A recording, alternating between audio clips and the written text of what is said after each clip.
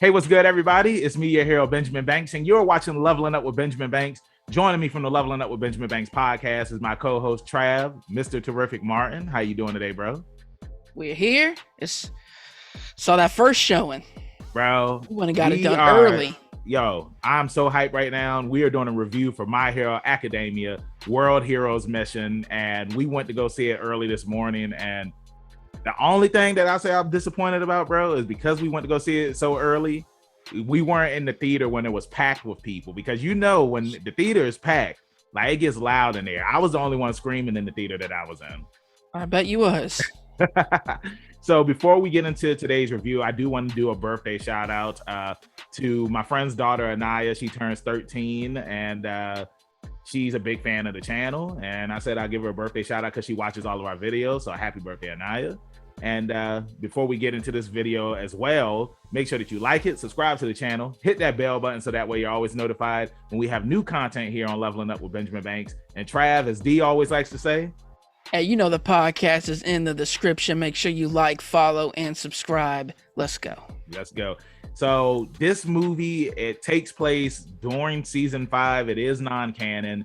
And pretty much the heroes are working together to stop Fleck, who is trying to pretty much turn all of the heroes. Well, he's trying to kill them pretty much. Like he's gonna release Trigger, but at a mass-produced rate, so that way it can kill all of the people that have quirks. And then once all of the heroes are dead, then the only people that will be on the earth are human. I mean, well, people without quirks. It's kind of like he's kind of like the reverse Magneto in a way.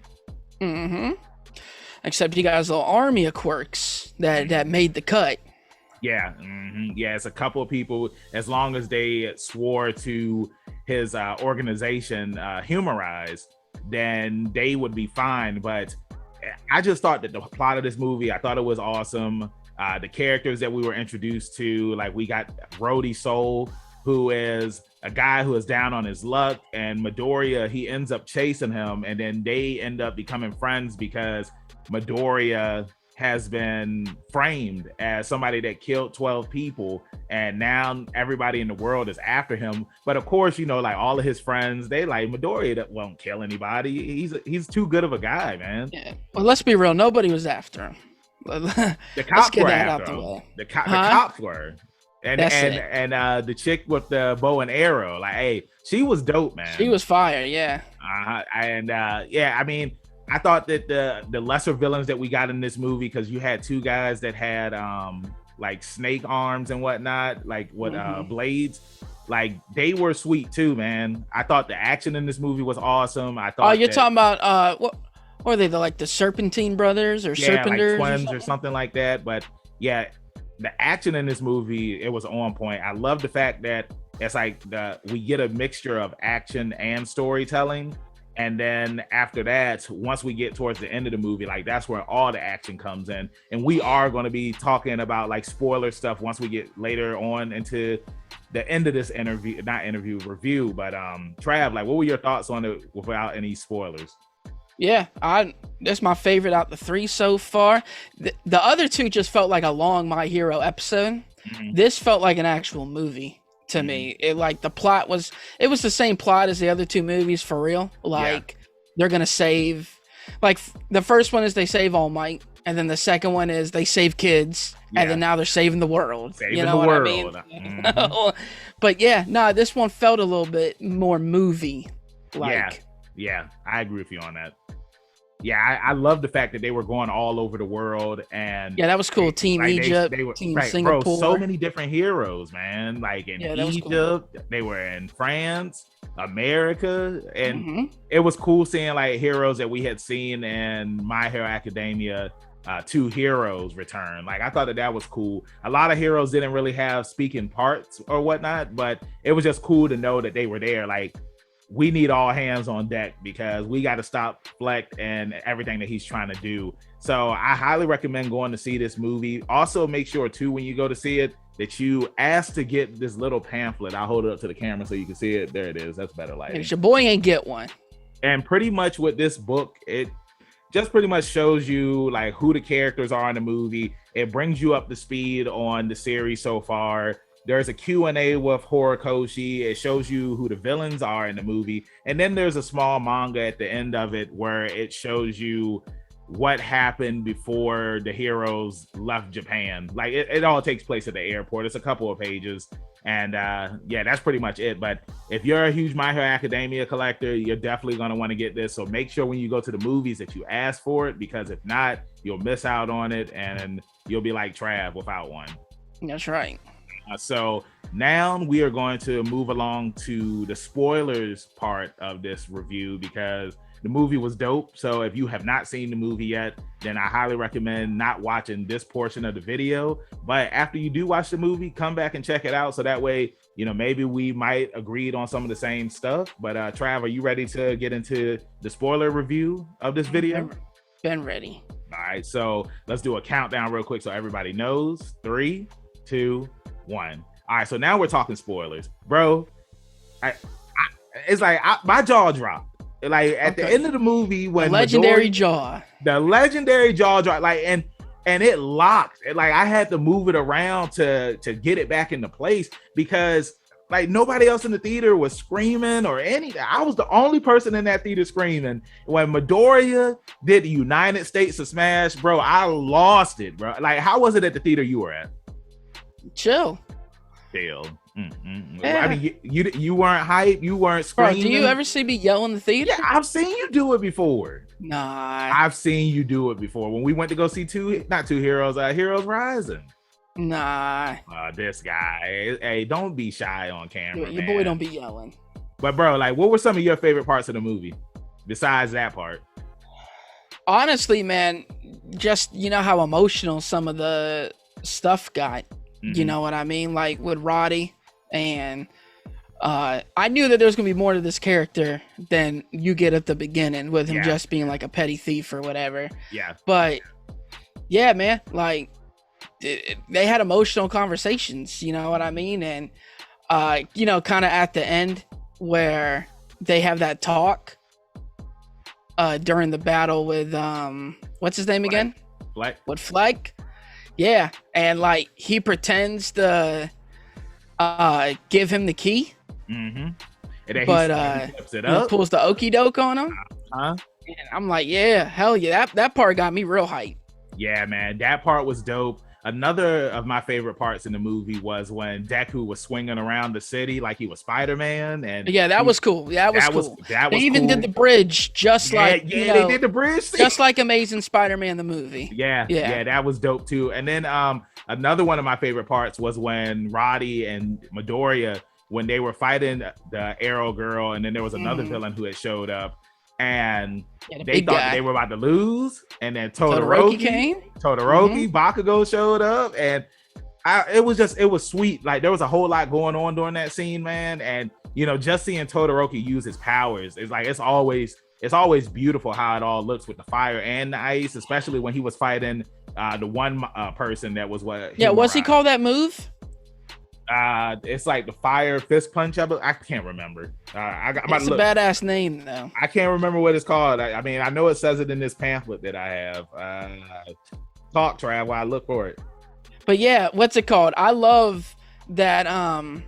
Really, the only thing that you got to watch this season for to watch this movie is the fact that Deku learned some new stuff. Todoroki, like outside of the move set, they didn't introduce really anything involving the season that you would need a season for. I did notice that my homegirl Vine was on the roster. She ain't say anything. That's what I said. That's what I said, man. It's like you had a lot of people that showed up, because I don't know if you caught that the Godzilla hero, he was on the team too. I think he was on the American team. You know what I'm saying? And you know, a lot of people, they didn't have to say anything. They just had to be there. But one of the things that I loved about this movie was at the end when because the final fight, Midoriya, like he's just pushing forward the entire time. And you know, a lot of times up to this point in the series, it's like when Midoriya is starting to get hurt from fighting, you know, you can see it, you know what I'm saying? But with this, he just kept getting back up. He kept on going. He kept hitting Fleck, and Fleck, he had like a time limit, not a time limit, but you can only take us so much threshold. Yeah. Yeah. But his quirk was sweet too, like being His able quirk to was real sweet to reflect stuff. You know what I'm saying? Like I thought that was cool. But yeah, just seeing Midoriya do the United States of Smash, like when he just kept coming at him, and then when he was running around the room real fast, and I love how All Might was there because. Bro, did you get the feeling that like All Might was just like, I want to do something, but then he grabbed his side? I was just like, bro, like, yeah, you know what? At this point, All Might's so washed up, it's almost sad. It is, man. But at sad, least he's still there, though. He's still there to help. Yeah, I'm trying to think of some movies where, like, in the first part of the franchise, like this dude is all that, and then towards the end of the franchise, he's so washed up that he can't do nothing, and you, man, this is sad. Just exit him out the movie, bro. You know what I mean? God, yeah, there have been movies and TV this shows man's like a Secret Service agent, pretty much. Yeah, he was with the World Heroes Quarter doing nothing. Hey, bro, they needed all hands on deck, and it was also cool. They needed All Mic on the speaker set.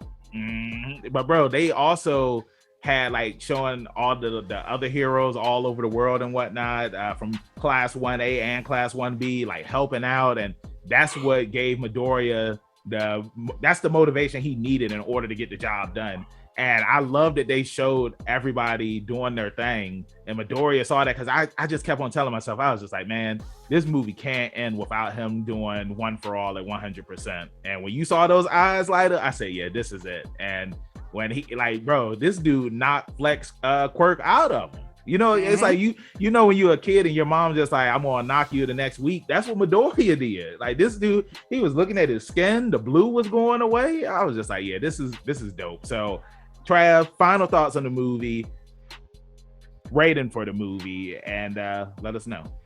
Yeah, this movie was really good. The only thing, what makes this anime so good, just like Naruto and stuff, is how emotional the anime is and how much they dive into the characters and their backstories. I wish when you had that 5-minute thing with Fleck about him talking about everybody, his parents wouldn't hug him, you know, his girlfriend left him, you know, to go with the quirk, the reflect quirk, that he couldn't receive any sort of love or anything. I wish they would have dived in a little bit deeper and made it a little bit more emotional. I get what you're saying. To connect with that villain, but because then you understand why they're doing what they're doing. And yeah, that's really like my only like real nitpick, because they could have added another 15 minutes to the movie. You know, it only came in at 104 minutes. So another 15 would have set it for, you know, 2 hours. Yeah. So I don't know, man. What's it called? Just that. But I mean, I thought it was the best out of the bunch, the 3 that we've gotten so far. And I'm going to rock it a 9 out of 10. Okay. All right. For me, I enjoyed the movie from beginning to the end. Like I said earlier, I thought the animation was on point. The voice acting was on point. The music was on point. The song that we got when we saw Midoriya and Rhodey, going across the countryside and everything. And then the song that we got at the end of the movie. I just loved all of that. The Kung Fu Generation. Yeah, I loved all of that. The fights that they had throughout the movie were awesome. It's like, man, like the fight with Bakugo against the 2 dudes, like that fight was awesome. I enjoyed the fight with Todoroki and the one guy as well, but it's like Bakugo was fighting 2 people at one time, and like I can't remember. He took him out already, and then they put the trigger in him. They hyped themselves up like Bane, baby. Exactly. Also, too, if you don't know what Trigger is, I recommend reading the My Hero Academia Vigilantes manga, because that's where Trigger comes from. So I do think that that's cool that they took something from a spinoff manga and put it into the main story when it comes to My Hero Academia. I know they also did a filler episode too on season 5 where they introduced Trigger, which the episode serves as a prequel to the movie, which I highly recommend checking it out. So for me, I give this movie a 10. I loved it, man. All 3 movies have been really good. I think I gave all 3 movies a 10. I have given all 3 movies a 10, and they're all well deserved, man. And Heroes Rising is still going to be my favorite out of the 3, but I want to say, like, out of all the fights, like, this fight was the best, because just seeing Midoriya do one for all at 100%, it was just awesome. So thank you for watching our video review for the movie. Go out and watch it. If you haven't seen it, highly recommend it. If you have seen it, let's talk about it in the comments. Trav, let them know where they can find you at in social media land. You can find your boy on the Instagram at ZK Audio. You can find me on Twitter at TravIosck. You see the sun shining on your boy. I'm descending down from the heavens. It's just what I do. And where they gonna find podcast #1 hero at? You can find me, your hero, Benjamin Banks, at KingBenji_Banks on Twitter and Instagram. You can find me on Facebook at Benjamin Banks. I should be the first person to pop up. If not, then I need to contact Mr. Zuckerberg. Thank you again for watching this video review. Make sure you check out some more reviews that we have here on the channel, along with interviews and reaction videos. Make sure you check out our podcast, where we have brand new episodes every Tuesday. And then the video of that episode is up here on YouTube on Friday. So like I always say, keep that pinky up, stay positive, and make sure that you stay safe during the Halloween season, because Halloween is coming up. And we'll see you next time on Leveling Up with Benjamin Banks. Peace.